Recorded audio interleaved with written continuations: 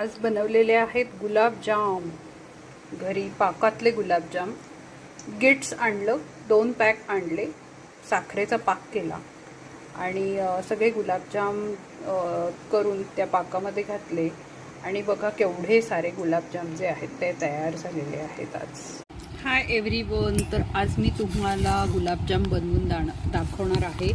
तर मी हे MTRचं गुलाबजामुन मिक्स घेतलेलं आहे, ज्याची इन्फॉर्मेशन मी तुम्हाला सांगितली की मी हे स्विगीवरनं मागवलं.